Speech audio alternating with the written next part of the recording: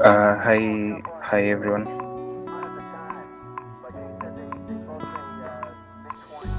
Hello. I hope you can all hear me clearly.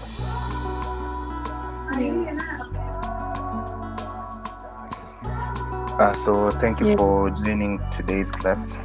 I was just waiting for a few people to join, then we start. So today we'll be doing mobile. We'll be doing responsive designs. It will be a very short class because we've covered most of the things that we wanted to cover on CSS. But before we start on what you're supposed to do today on CSS, okay, that's okay. Ode is not around, so maybe we'll just proceed with the class. So before we start,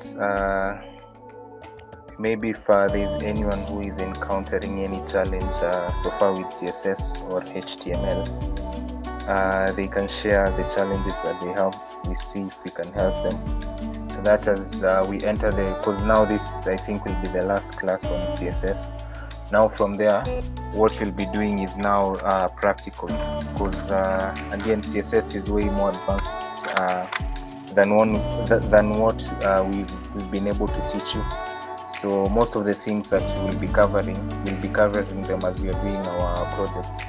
But for now, our goal was for you to be able to understand the concepts, how everything works, so that as we start to work with real life projects, you know what you're doing and you are able to handle them by yourselves. So if there's anyone having an issue with anything or any concept that you've covered that you might need help, maybe you can share before we start.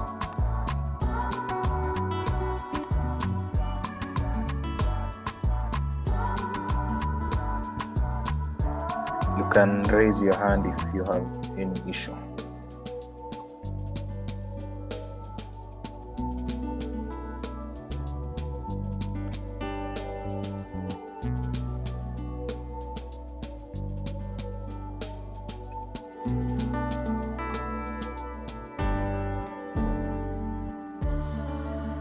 Any issue with HTML or CSS?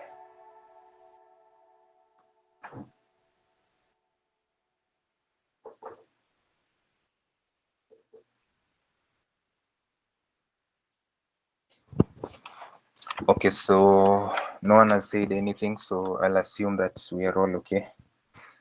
Today we are going to be handling responsive design in CSS and HTML.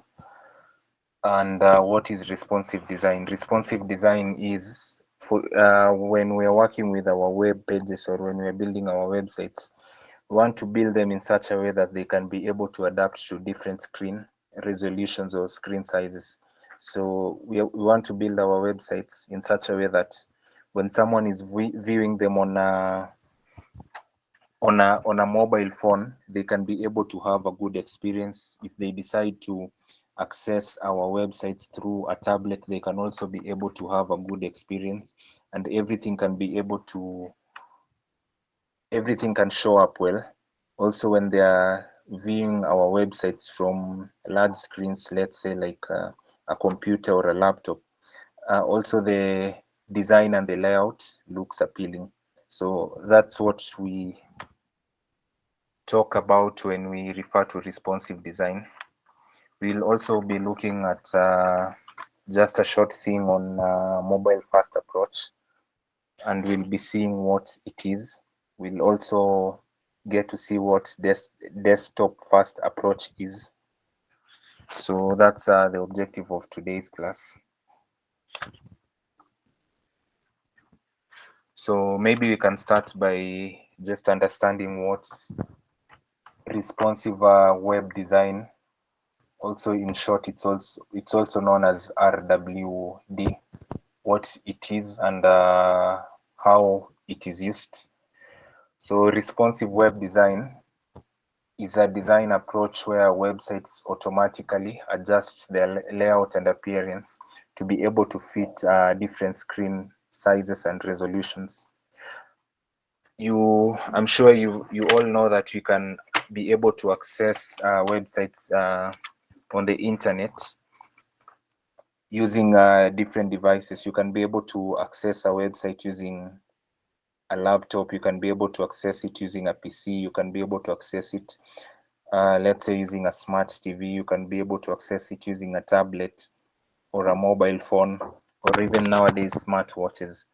So when we talk about responsive web designs, we want to create web pages or websites or web applications that are responsive to different screen resolutions and screen sizes in such a way that you can be able to accommodate each and every user that is accessing your website, regardless of the screen resolution that they are using.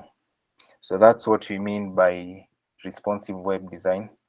So it helps us to just ensure that our websites are appealing and everything fits well, regardless of the screen that you're using, and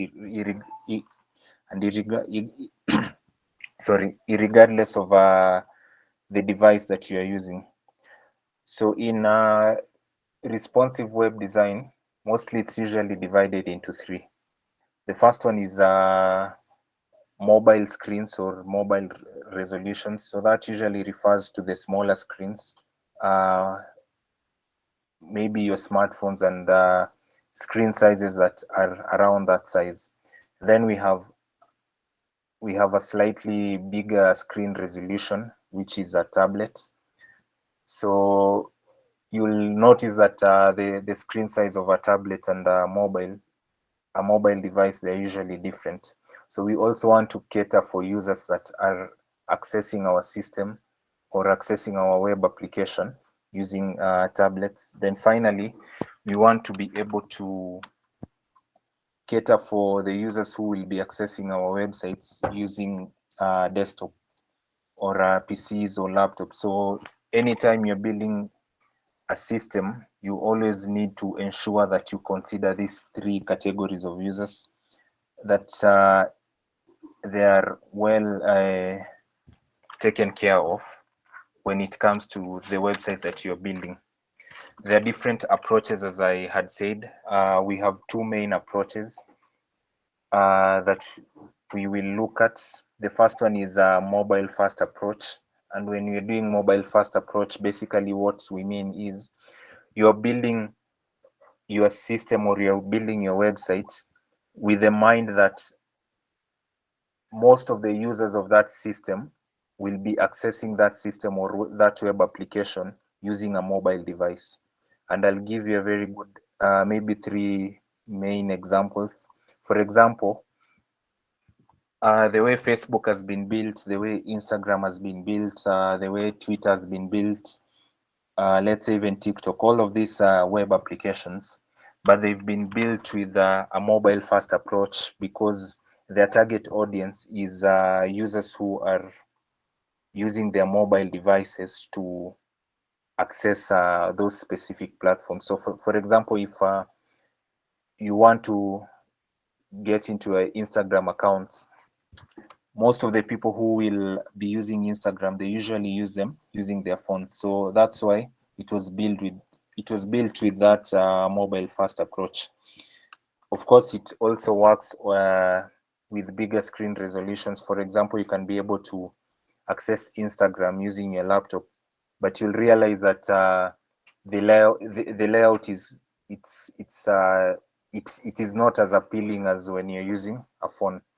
But there are also websites or web applications that have been built using the desktop first approach, which basically means you build your web application with the intention that most of the users that will be accessing your system will be accessing it using larger screen devices. Up to there, any questions?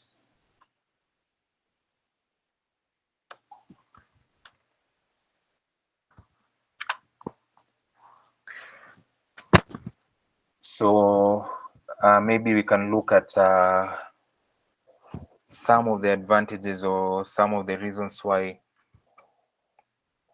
responsive web designs are important when you're developing your web applications. The first one is, over the past few years, over 60% of the internet traffic usually comes from mobile devices. So that means that a lot of people who are accessing the internet will be able to access the content that is in the internet using mobile devices. So you need to have that in mind as you are building your systems or your websites.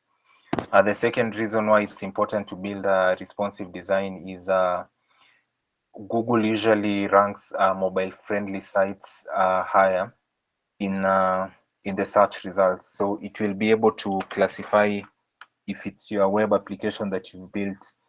If it sees that you have a responsive design, then it will be able to rank it better compared to other websites or web applications that are not responsive. And the third reason, I think, which is now the main reason why we need to have responsive web applications, is because we need to ensure that the user experience is good and is seamless across all screen devices. So whether a user is accessing your system using a large screen or a small screen, they need to have a good experience as they're interacting with your system. So you need to make sure that regardless of the screen that they are using, that they can be able to access everything, and the experience can be easy in such a way that if, let's say, someone switches from a laptop to a phone, then they don't have to struggle so much when they're accessing things in your web application.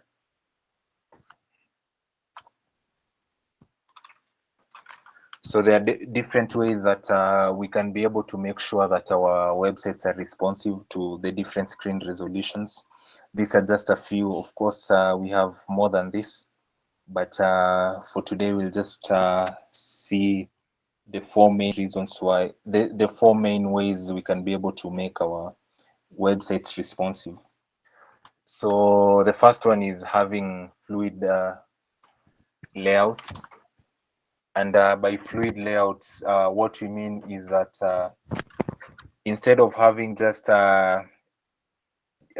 fixed layouts in such a way that our layouts are very rigid, we can be able to have fluid layouts in such a way that they can be able to adapt to different screen resolutions.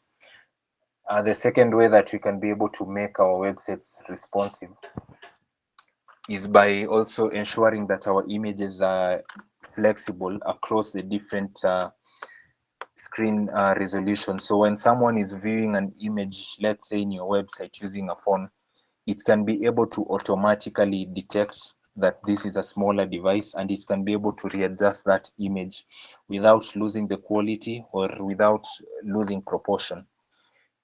If they adjust to a larger screen, then it also needs to be able to accommodate that without everything flowing out of proportion. The third way that you can be able to make our websites responsive is using what we'll be covering today, known as CSS media queries. So CSS media queries usually help us when we want to be able to set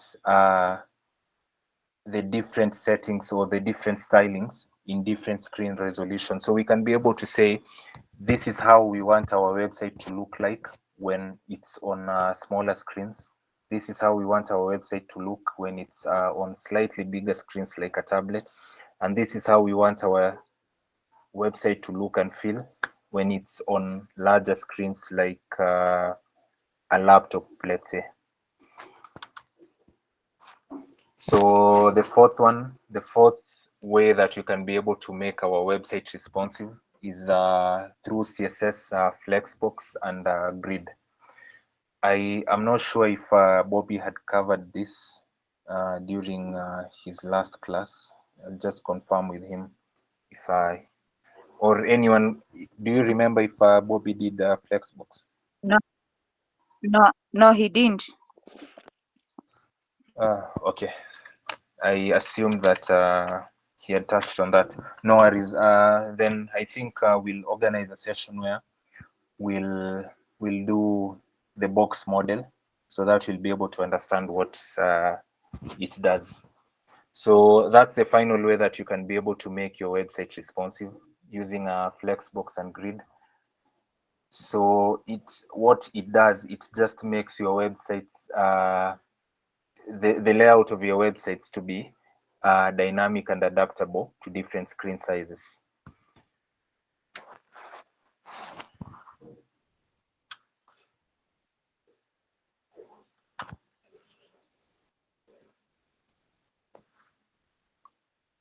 So the next thing that we are going to cover today is what is a design approach in web development. So a design approach in web development basically means that the strategy that developers use when creating a website. We'll say that we have two main strategies. As we were starting the lessons, we talked about them, and we say that the first one is a mobile first approach, which basically caters for smaller screens first before larger screens. What we mean that by that is, as you are building your website using a mobile approach system, your mind or your intention is to cater for smaller screens. That's the target of the audience that you're targeting your web application to be. Of course, you can make it to be dynamic in such a way that it can be able to fit into any screen size, but that's your main target audience, or that's your main approach when you're building the website. So each and everything, the design of how your website will look like, you will think about how it will look and feel, first of all, on a smaller device like a mobile phone, before you think of how it will look and feel like on a larger screen. We also have a desktop first approach, which basically means you're developing your website or your web application to be, first of all, to be consumed with larger screens like PCs, laptops, and all that before it is consumed. So the approach is, first of all, to make sure that the design of your website is more appealing when it's on larger screens compared to smaller screens. After you've built the look and feel of that website on a larger screen, for example, a laptop, that's when you start thinking about how will it be able to adapt to smaller devices like mobile phones. Does it make sense?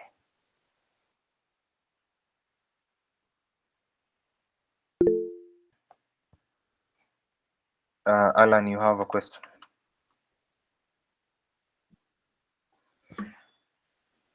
No, sorry, imedifina. It's okay.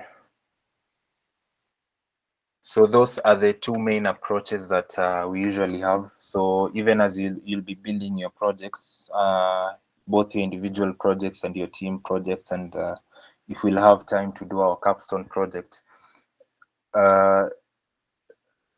when you're working on the idea that you want to work on, you will decide on which approach you will use as you're building your system. Either you'll go with the mobile first approach, and you'll give your reasons why you want your system to follow that approach, or the desktop first approach. Also, what usually determines that is the traffic that you want to pull in your website, what type of content you want to do, and what you're trying to achieve with your web application.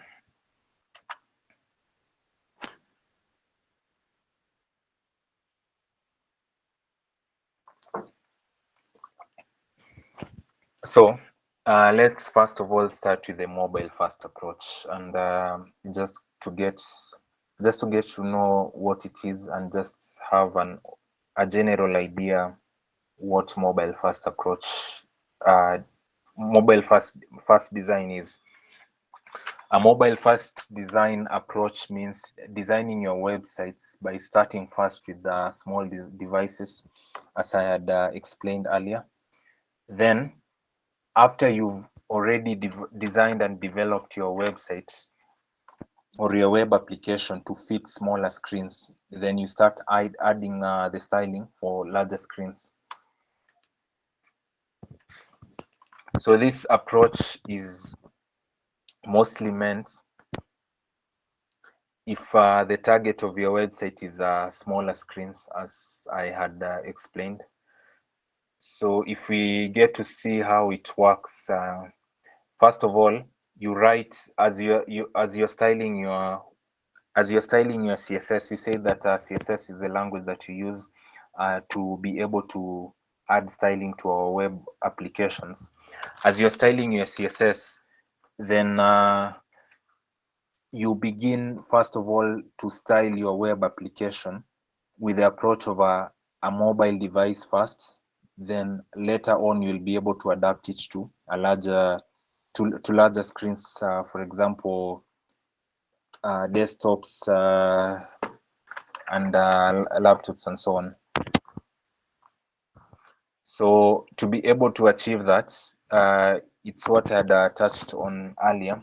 We can be able to achieve that using what we refer to as media queries, and we'll see how media queries usually work in just a few minutes. What are the advantages of mobile first approach? We have so many advantages. You can take time and just go and research, and you'll be able to find most of the advantages of why we usually go with the mobile first design. But for now, I'll just mention, I think, around 3 or 4. The first one is for better performance. So when you go with the mobile first approach, you'll find that a lot of times your website becomes lightweight and it's able to load faster. So it makes your website easier to navigate because it's not heavy. So it can be able to, it becomes lightweight. The second reason is it improves on the user experience. As we had said that over 60% of the people who usually access the internet usually access them from their mobile devices. The consumer habits of users are gradually changing, and a lot of people are moving from larger screens to smaller screens because they are more accessible and they are more portable compared to larger screens. You always have your phone with you almost everywhere you go, compared to, let's say, carrying your laptop or carrying larger screens. So anytime you want to access information, anytime you want to access a site, a lot of times you'll find yourself or other people that are on the internet accessing websites using mobile phones. So that's another reason why you need to consider the mobile first approach as you're building your system, because a larger percentage of the traffic that accesses the internet uses small devices. So you need to ensure that this 60+% of the users who are accessing your web application, they need to have a smooth and a seamless experience as they're using their small screen devices to access your system. The third reason is mobile first design. Usually most of them are future proof, and as we've said, a lot of people access the internet using phones, so the trend will continue to grow more and more. And also because of search engine optimization, which is SEO. So you want to make sure that your website is properly optimized in such a way that once you've deployed it, it can be able to be ranked better and it can be able to be accessed easily when someone uses a search engine like Google to be able to search for anything. So your website will be able to be picked faster compared to let's say websites that do not follow this design or are not responsive to different screen resolutions. So let's look at a few of the disadvantages of mobile first design. Of course, everything that has an advantage usually has a disadvantage. The first one is it can be harder to design complex layouts for mobiles before desktop. So let's say your system or your web application has a lot of features or has a lot of things that are going on. At times, being able to achieve a clean design and being able to achieve a design that is easy. Remember, as you are working on your system, one of the things that should be a good motivation for your system is the user experience. How easy is it for a user to be able to access your system, to be able to navigate through your system, and to be able to perform a few operations using your system? And how easily understandable is it in such a way that if someone comes across your system, they will not have to struggle unnecessarily being able to use your system. Now, this mobile first approach, if you're working on a complex system or you're working on a complex design, at times it can be challenging because achieving that with a smaller screen at times becomes quite difficult compared to larger screens like laptops. So that's one of the challenges that you usually face. So you always need to think of a way that you'll always have a clean design regardless, and how you'll be able to pull a design that is easily used on smaller screens. The second disadvantage is you might require additional media queries if you want to scale your mobile first design to larger screens. We'll be seeing what media queries are just in a short while,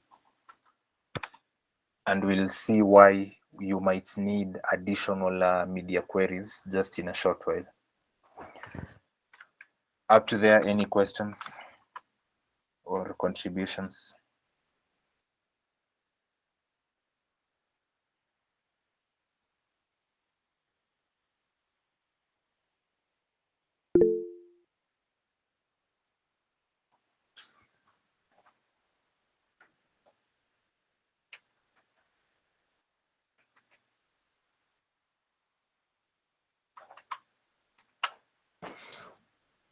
Okay, so yes, Lewis.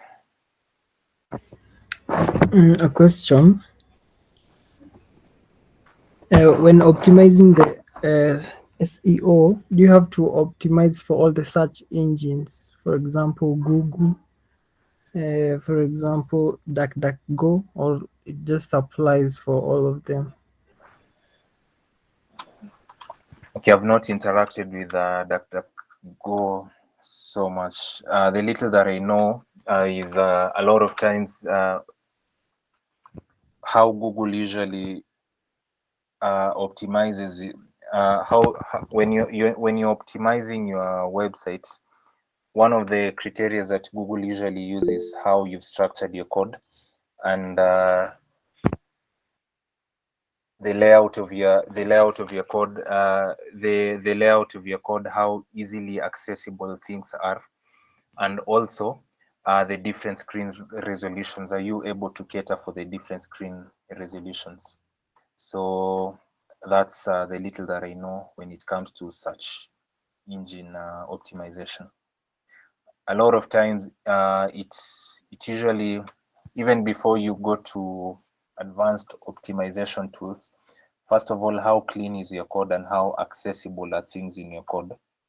As the search engine will be going through your web pages, is it able to read your code easily and access whatever your web page is all about.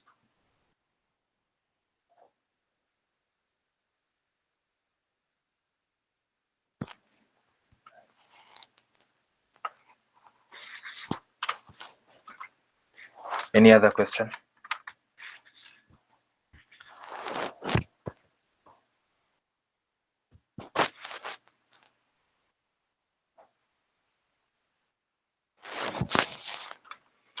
Okay.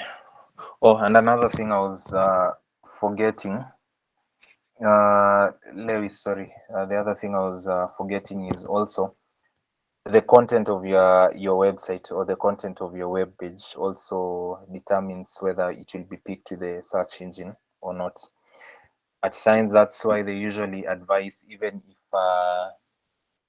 your intention was not, because again nowadays people are moving from blogs.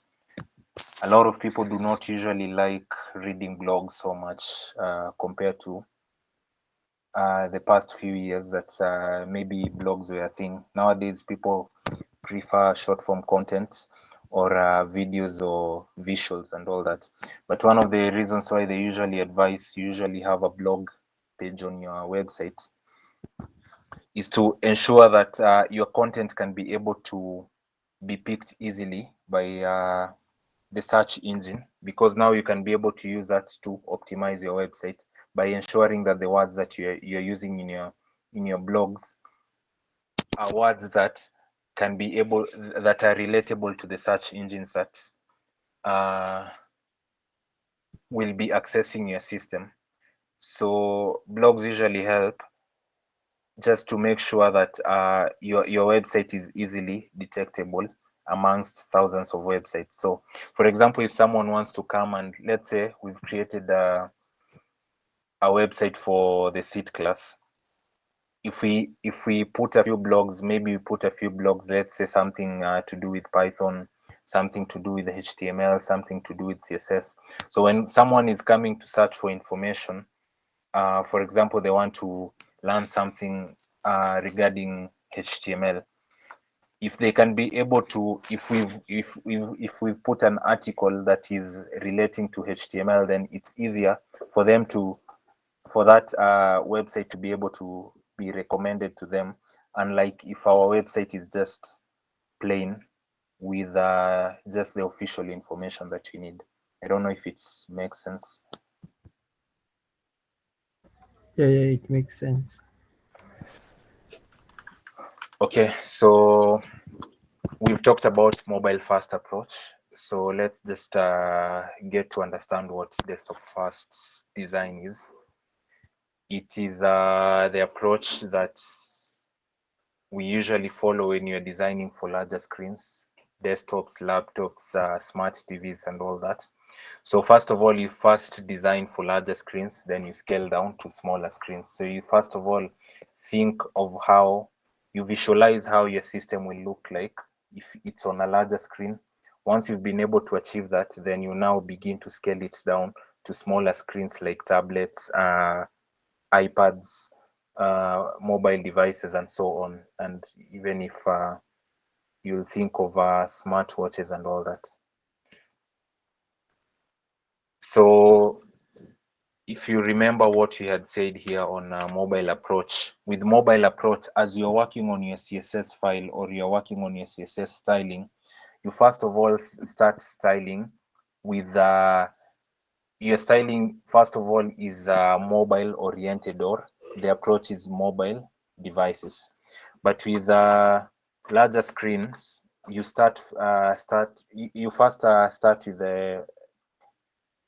the larger screens. You style for the larger screens, desktops, laptops, and all that.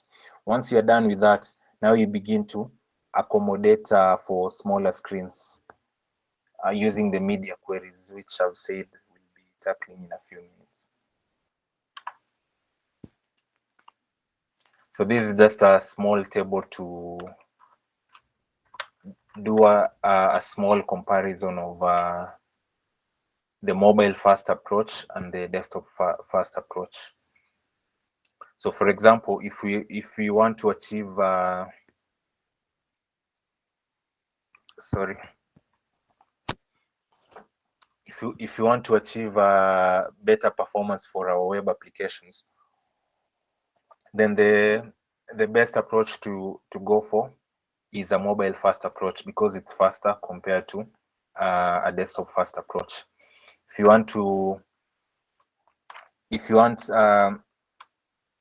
we are looking at let's say the user experience, first of all, you need to understand what type of traffic do you want to attract, and who are you building your web application for. So if you're building your web application, let's say you're building an administrative application, which basically it is a group of staff that will be accessing your website or your web application inside an office setup using their PCs or their laptops, then the best approach to go for is a mobile first approach, because the higher percentage of your traffic will be desktop users or larger screen users. If you're building a system for smaller devices, you also need to understand.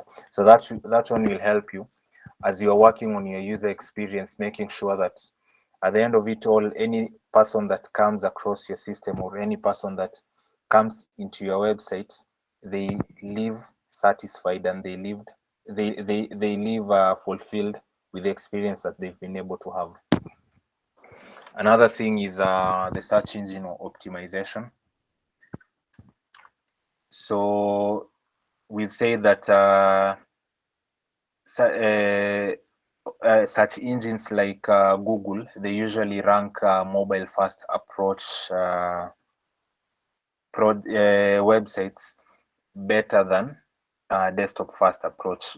And we say that the main reason, because of, the main reason is a lot of users nowadays are accessing the internet using smaller devices. So I think the idea is just to appeal to the majority of the people who are accessing the internet. We've talked about future-proof, and we've said that mobile first approach is the way to go, because a lot of people are accessing the internet and are using web applications using smaller screens compared to larger screens. So the trend is slowly shifting towards smaller screens compared to larger screens. Then we can also look at the design complexity, and we've said that it's easier for you to be able to design your web applications for larger screens. It's easier for you to be able to think of how your website will be able to look like on larger screens, for example, laptops and all that. If you want to go with a mobile first approach, you'll realize that the design might be slightly challenging if you're working with smaller screens, for you to be able to achieve a good user experience, for you to also, because now also you need to find a balance between the user experience and making sure that also the intention of what you are building that website for is also fulfilled. Then the last thing that you're going to look at, there are so many things that you can be able to compare for you to be able to make a decision, but I've just highlighted a few. Is the loading time. So the loading time is when someone is accessing your website, how quickly can it be able to load for them to be able to access all the features and functionalities of your website that they have been authorized to access. If I go to eCitizen, for example, how fast can I be able to load the system using the device that I'm using?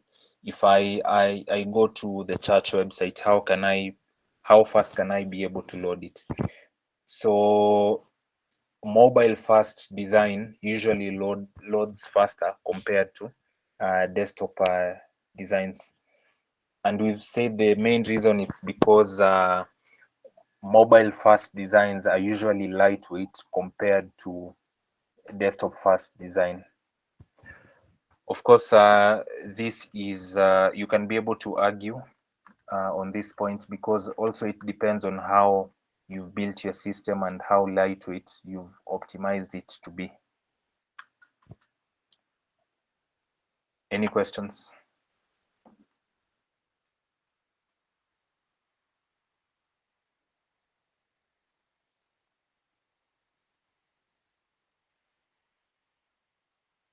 Any questions? Okay, so let's talk about media queries in the next few minutes and just get to understand what media queries are in CSS. We had not touched on this, but if you've interacted with some CSS code, I'm sure you've come across media queries at some point. But also, I know that it's the first time some of us are getting to hear that word media queries. So we'll just get to understand what it is and why it is important and what's the purpose of media queries.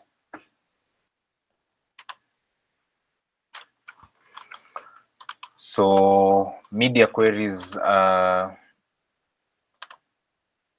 we usually use them in CSS for styling, and there are features that allow us to be able to apply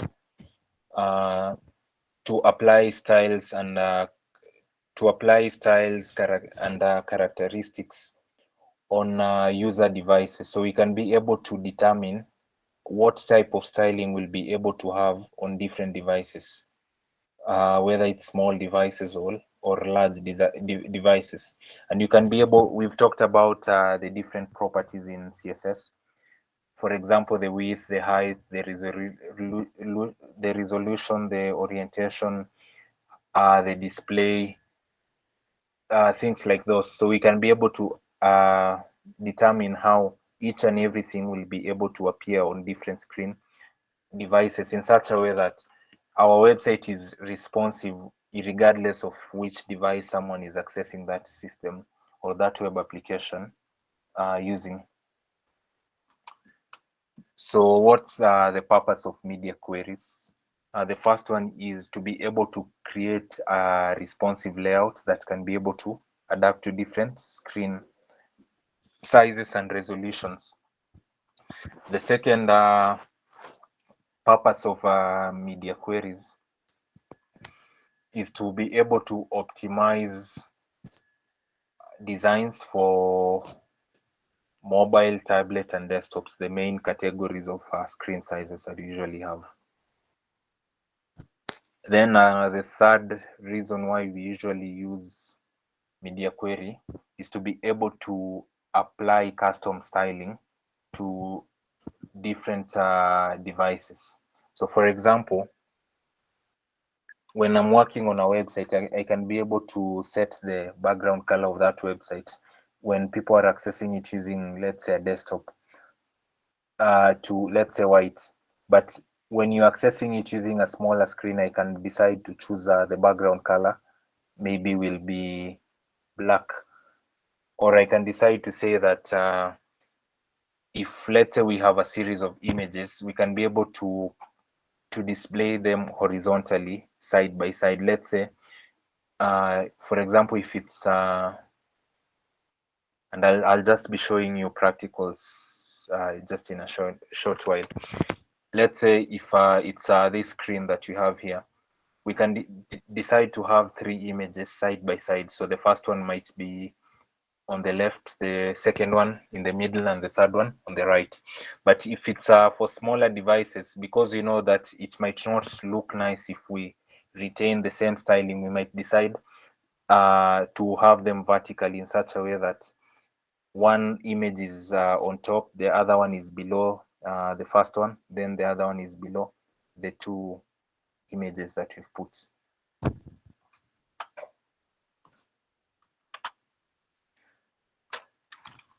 So let us talk about the syntax. And we said the syntax in layman's language is, it is the formula. A syntax basically is a formula that has been set for you to be able to write a piece of code. the same way the same way, let's say in mathematics, you usually have formulas that you can be able to apply if you want to do a certain operation. If you want to find the radius of a circle, there is a formula that you usually follow. If you want to find the area of a circle, or the area of a circle, or the perimeter of something, you can be able to follow a specific formula to achieve that. So when we're talking about syntax, it's basically a structure that you follow, or a guideline that you follow for you to be able to achieve whatever you want to achieve. And we usually have different syntaxes depending on which language you're working on. So for example, if it's CSS and you want to work with media queries, this is usually the syntax. You first of all start with the @ symbol or sign, then media, then you put the condition inside the brackets, and we'll see it practically so that it makes sense.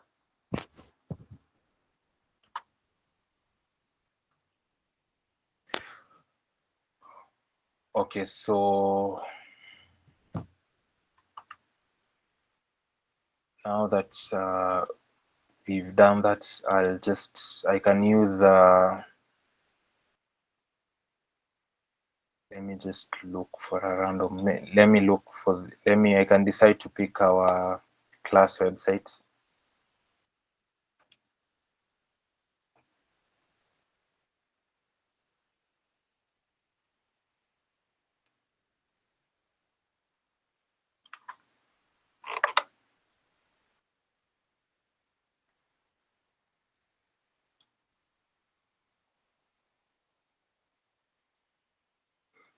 Is my screen visible?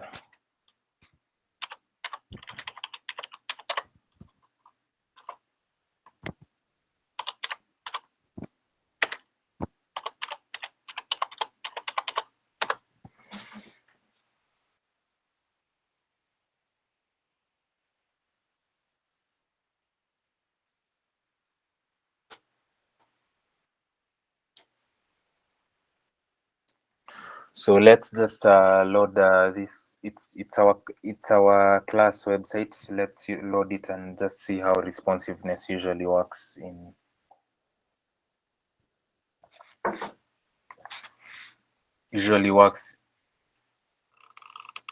web applications.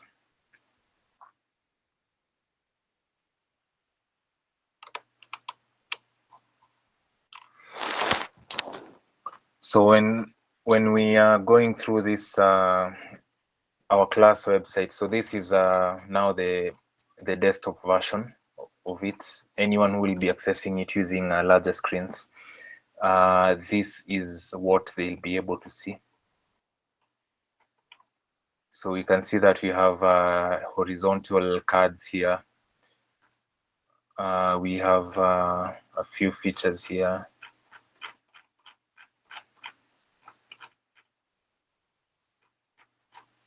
Then we have our footer.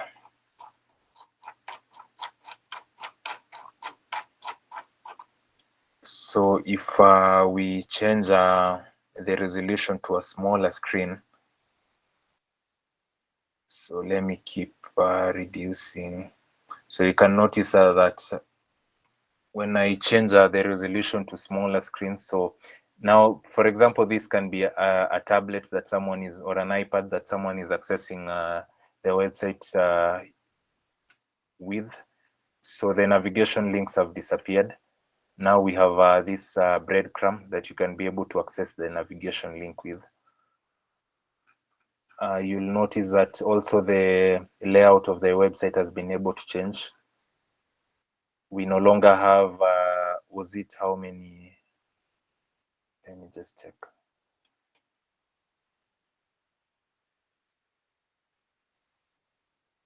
So now we have, if let's say we are accessing, you're accessing it using a tablet, we can only be able to access a few number of cards.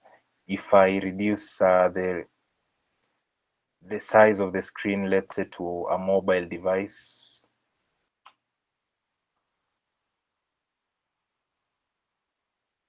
around there. You can see also the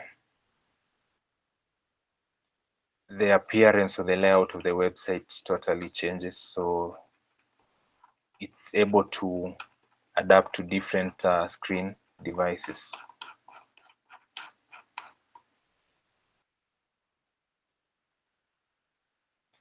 You can see the footer has been able to adapt also. We just start maximizing it slowly. Then when you're accessing it through a tablet, this is how it will be able to look like. When you go back to the desktop, this is how it looks like. What else can we access? Let's say the gallery.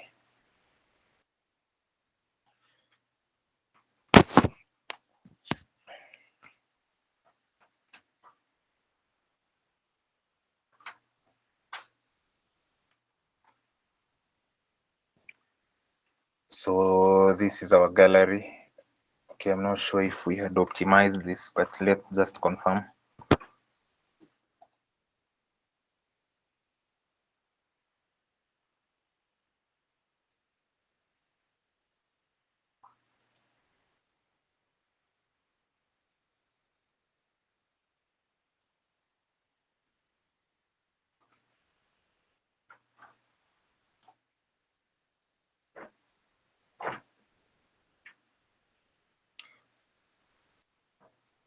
So as I'm reducing the screen size, you'll also notice that the images are reducing. As I'm adding the screen size, the images are adapting to the different screen size.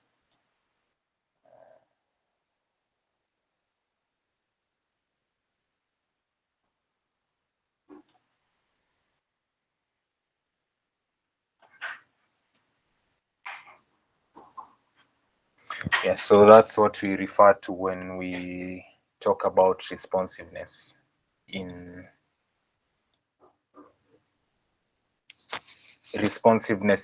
web development. Now let's look at a simple example that I've done here. So this is just a simple project that I did for illustration purposes. Now this is my Explorer tab where my project files are, and this is the structure of my project. So I have a JavaScript folder that has a small JavaScript file that I've created here. I have a few images, around 4 images that I've been able to add here. I have a CSS file and I have an HTML file. And as we said in the last class and the last few classes, anytime that you're working on your project, it's not a must, but this is usually the best approach when you're structuring your project. Always make sure that your files are categorized according to the type of file that you're creating, just to make sure that you have a clean project. If you're creating your CSS file, put them in one place. If you have your images, put them in one place. If you have your JavaScript files, also put them in one place. So this is a simple code that I just prepared for the class purposes. We will not try them from scratch because I'm sure by now 90% of us are good with HTML, so we don't have to keep repeating just to save time. This is the head section, and we have our title, we have our meta there, we have our external link to our CSS file, and we've used external styling, which we had talked about in the previous classes. Then we have our body section, which is this one. We have a simple navigation bar, and it has 3 items. So it has a logo to the left, it has a few navigation links, and it has a link which we've converted it to a button.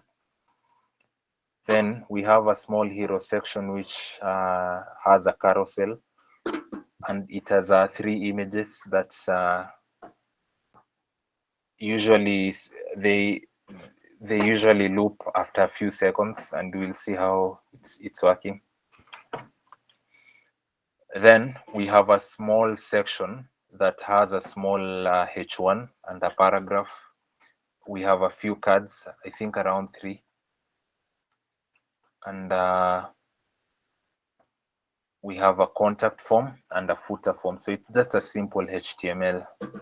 So let's run it and see how it works.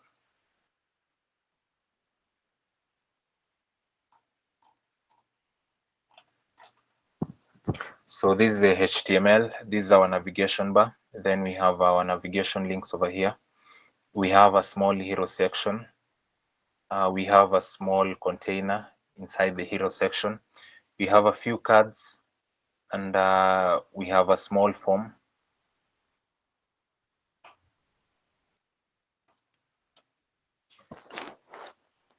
So this is a form that you've created. The form has a title, a H2 title. Sorry, a heading, sorry, not a title, a heading, H2 heading. Then we have created a simple form, and we have 2 inputs. We have a text input, and we have an email input. Then we have a text box, which someone can be able to write their message, and we have a button. And this is how it looks like. Then we have just a simple footer and copyrights over here. Now I'll try and inspect this on smaller screens.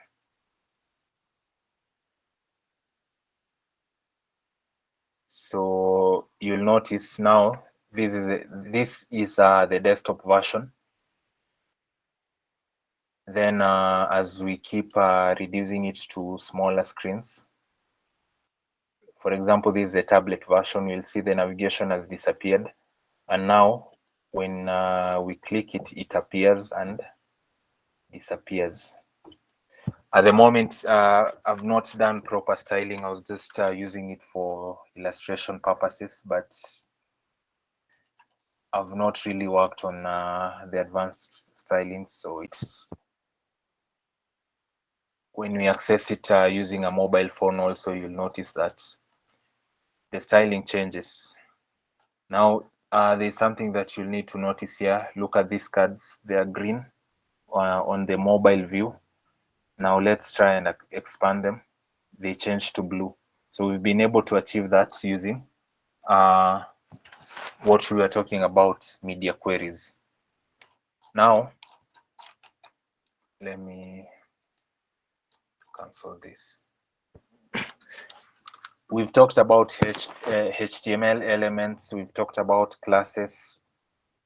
We've talked about IDs. We've talked about what else have we been able to talk about? We've been able to tackle HTML in the previous classes. We've tackled CSS. So this is just the general styling for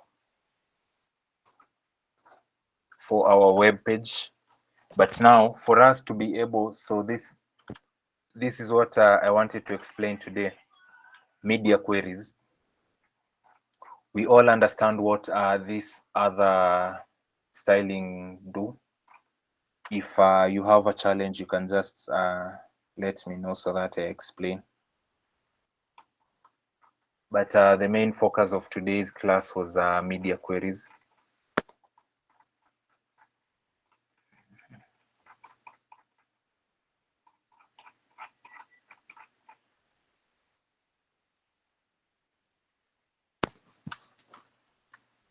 Now, this is a desktop first approach that I've used. And when we are talking about media queries,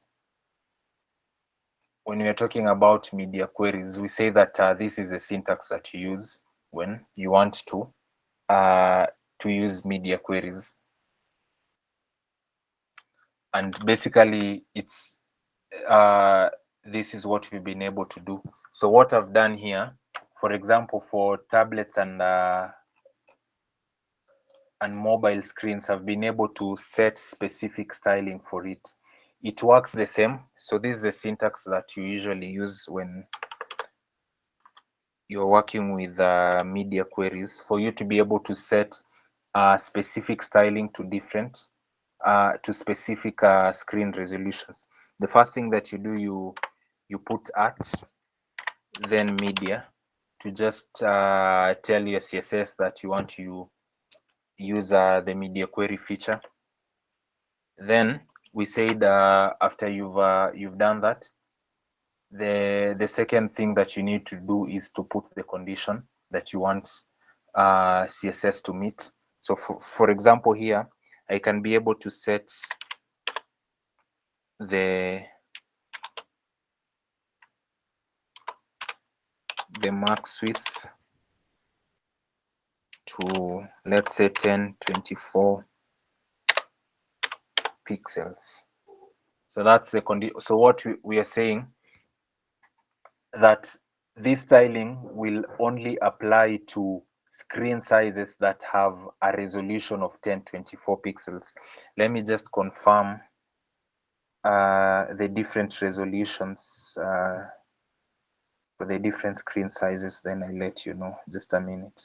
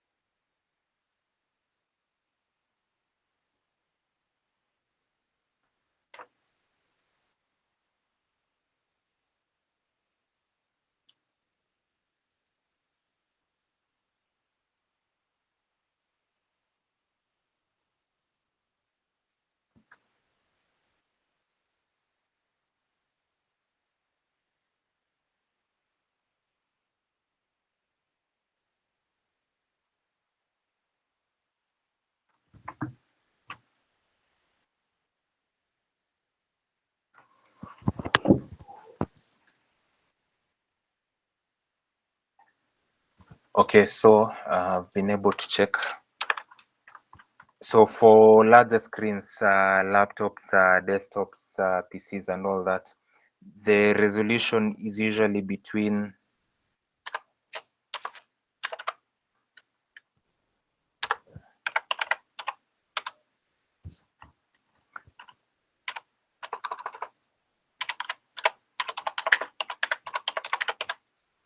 so for larger screens, the resolution is usually between 1024 and I think it's 1440 pixels. So anytime anytime you see the resolution of a screen is between this size, then it means that it's a larger screen, and it's considered as a large screen. For medium screens, which are tablets and iPads, and let's say screens within that size, they're usually referred to as medium screens. So they range from 768 pixels to 1024 pixels. Then for small devices like mobile phones, they range from 320 pixels to 767 pixels. So this is usually your guideline when you are creating your responsive designs for different screen resolutions. This is what will help you to be able to understand, because someone might be able to ask, how do you know that a screen device will be small, or how does let's say a browser knows that the screen device is small, or it's medium, or it's large. It usually uses these different sizes, so these different pixels, to be able to determine the type of screen that the user is accessing the internet with, or the website with. So we had talked about syntax. So for example, here I've come and I've said the maximum width of let's say the screen that I want to style is 1024 pixels. So that means that I'm styling for tablets or screen sizes that are medium or below. After that, you come and you put the curly braces. Then the same way that you've been doing styling in CSS, it's what you just come and do here. So you can come here and add as many things as you want. For example, let me just comment this out for now.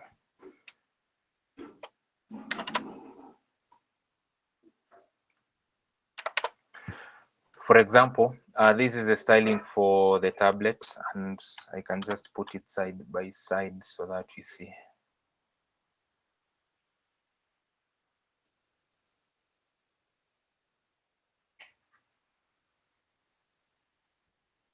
Yes, so this is a styling for the tablet.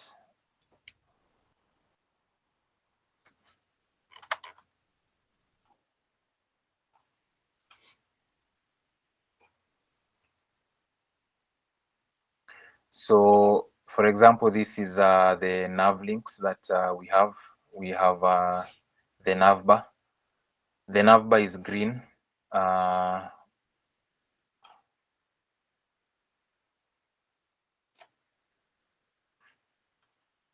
We had set the background color of the navigation bar to green on the larger screens.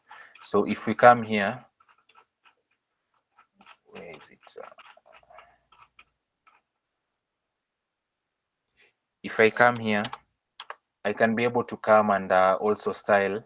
Let's say if my approach is smaller screens, or I want the smaller screens to have a different feel, I can be able to change that, and I can be able to change it to the specific styling that I want. So I can just come, maybe I pick this class that I had created here. I paste it here the same way we've been doing styling in CSS, if you guys remember.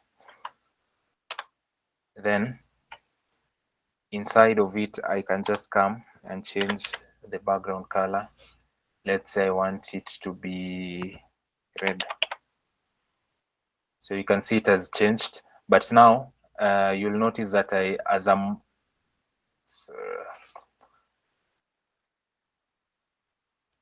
you'll notice that as I'm moving towards larger screens, it changes back to green. Let me just take it back.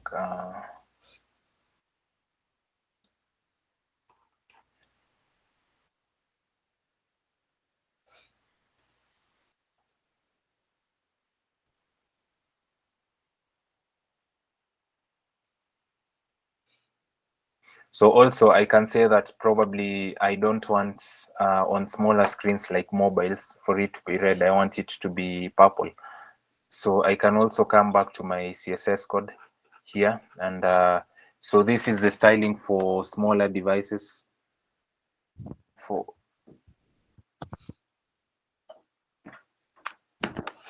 This is the styling for smaller devices, which we said they usually range from 320 pixels to 767 pixels.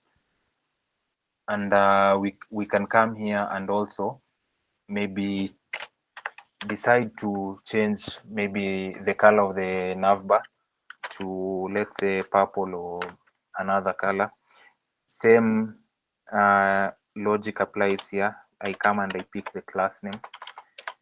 We had said it's this one. Then curly braces. Then inside of it, I put the property that I want to style. I want to style the background color, and I want to change it to black.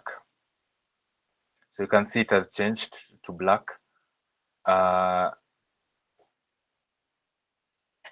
When I go to larger medium screens, it is changing. When I go to larger screens, it's changing.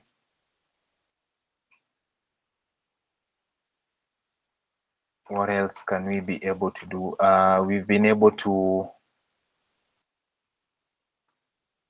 we can, for example, these cards.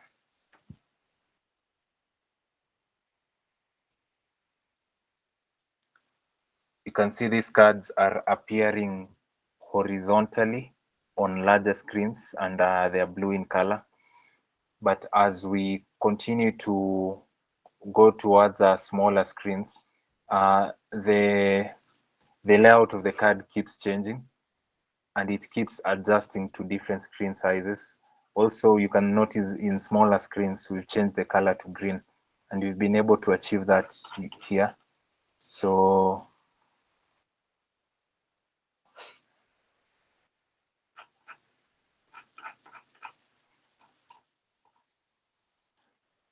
this is our card section, and we have a container. We have created a section here, which is it's our container that has all our cards. Then we have our cards, and these are the cards, front end, back end, and let's say database. And we've converted them into classes, and we've assigned them a class name of card. So this class name is what we've come and we've styled here. If we remove this class name, for example, here, you can see that the cards are blue. So it follows the general styling for the desktop styling that we had used. But we can come and change that. Let's say we do not want our mobile users to see the cards as blue, but maybe you want to change them to green. We can simply come, put the class name that you want to style, and say maybe the background color will be green. We can come and further style this card, and we say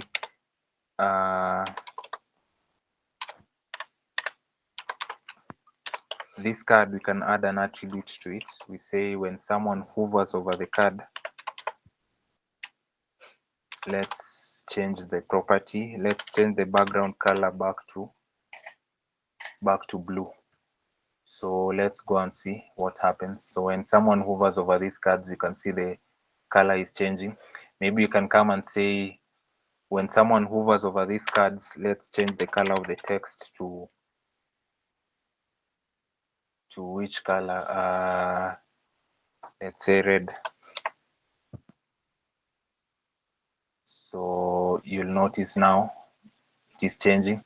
But now this styling is not it's not applying to larger screens. For example, tablets. You can see when I hover, nothing happens. Also, when I hover on larger screens like desktop, nothing happens. So we can be able to design our web applications to be able to fit different screen resolutions.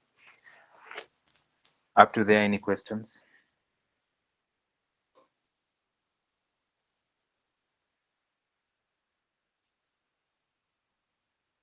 Anything that is not clear, or anything that I've not clarified?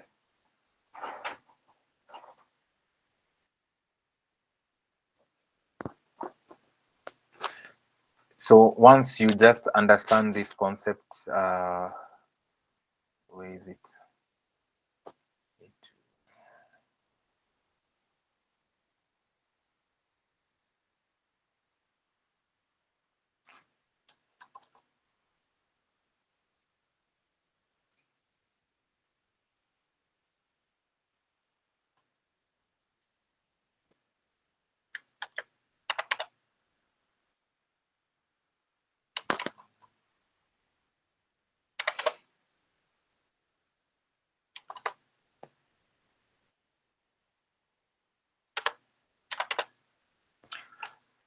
Okay, so the main thing that you need to pick out of this class is how to be able to create media queries. And we've said media queries are usually used when you want to work on responsiveness of your website. If I come and now that I've been able to comment this out, it will not apply. So let me come and just illustrate this.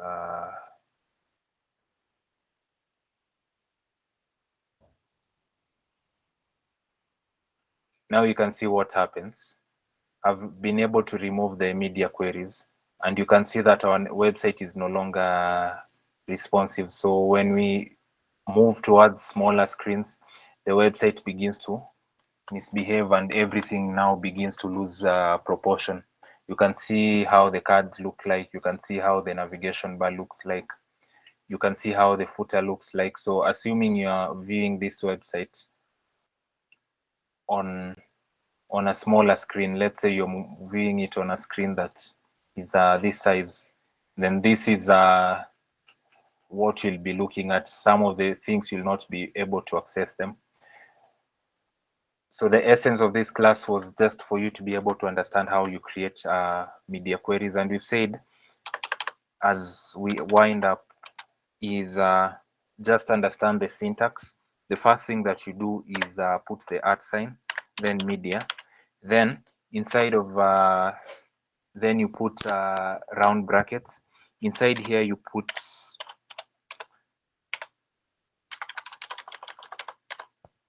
the condition that you want to be met.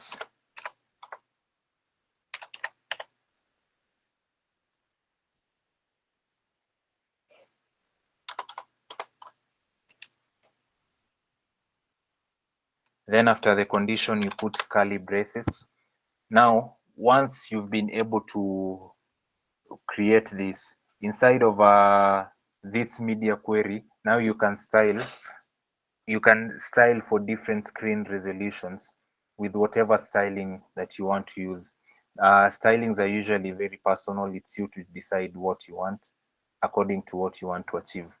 So the same thing, if I want to create for tablets, all I need to do is just understand the dimensions for a tablet screen, or the resolution for a tablet screen.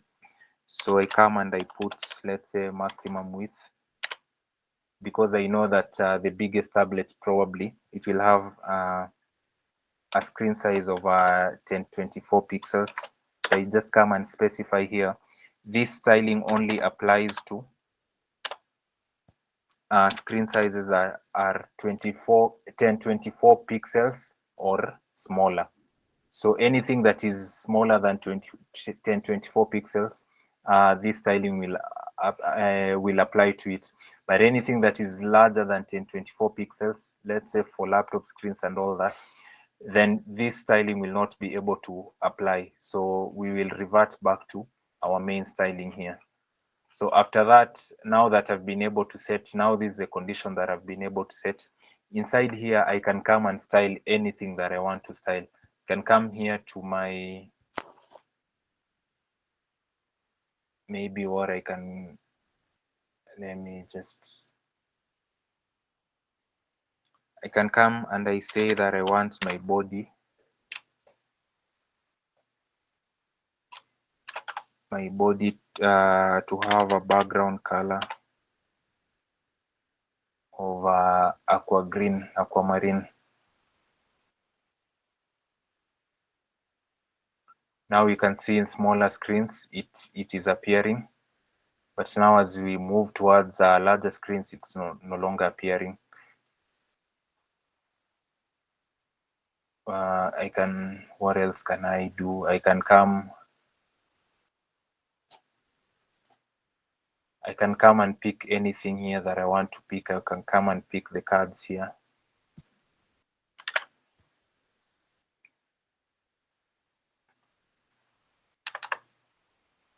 So the card is a class. You always start with a period before the class name. Then I say the background color also. Let me change it to black. So you'll notice on smaller screen it changes. Any questions?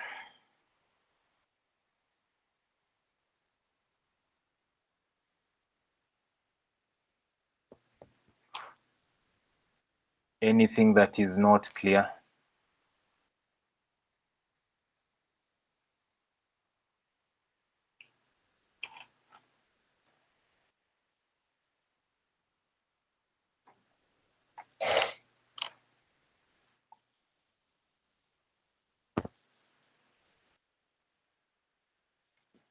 Now, when we are doing HTML, we had talked about meta. If you remember, every HTML document that you create, and once you've generated the boilerplate,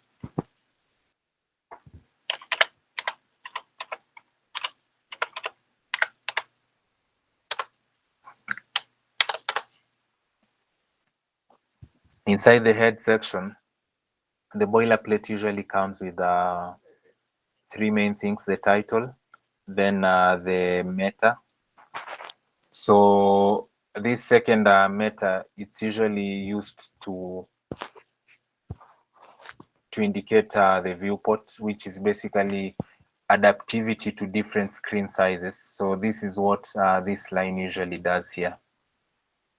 And the scaling, basically, it usually scales starting from 0, and you can scale as high as you want, or as high as you want. You can be able to determine the scaling as you go. So the scaling is basically the proportion of your website. Then it usually also indicates the width of the width of your web page in different screen resolutions. So the viewport usually it's the tag that you use when we want to apply the viewport to our HTML document. Then as I've said, this initial is usually used when you want to scale your website, and the default is usually 0, but you can zoom as much as you want. Then you usually have this content. It sets the width of your viewport, and the viewport is basically how your website or your web page will be able to be viewed on different screen resolutions. We've talked about the media queries, what I was referring to, and we've said that this tool usually allows developers to be able to develop different styles for different devices or different screen conditions or resolutions. And we have different things or properties that you can be able to adjust: the width, the height, orientation, resolutions, and more. And you can be able to use two main things, either the minimum height or the maximum height. So for example, here in our CSS, I've used the maximum height. I can also use the minimum height. So this one, I can be able to say, for example, if I was now, let me just explain this. A lot of times when we're using the minimum height, we usually use it for mobile first approach. And this is what I mean when we say mobile first approach. Let's say you are developing a website or a web system that your focus or your target is the web mobile first approach. We say that when you're styling Hukuju, you will first start with styling for the mobile.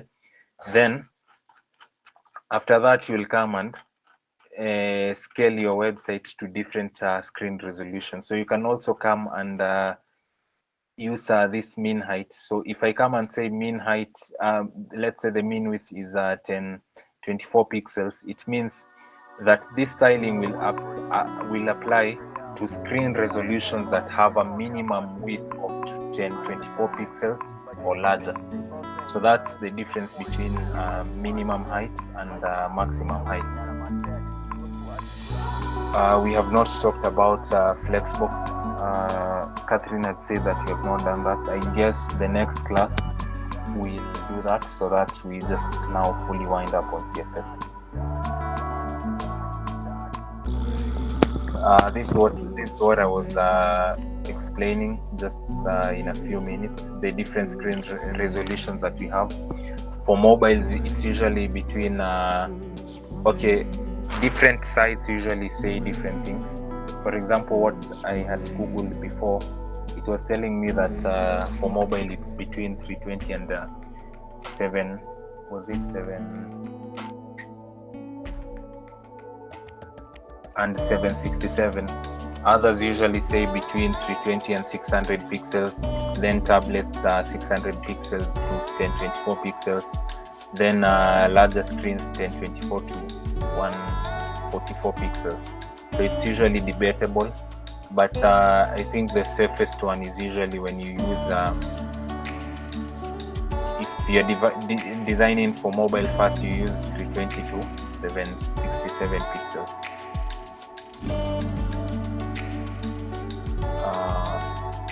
Then I think this one's Bobby had covered. So any questions up to there?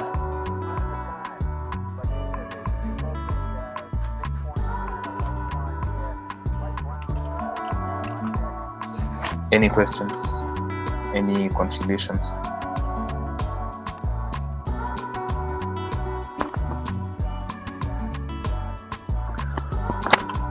Okay, I hope you've been able to learn something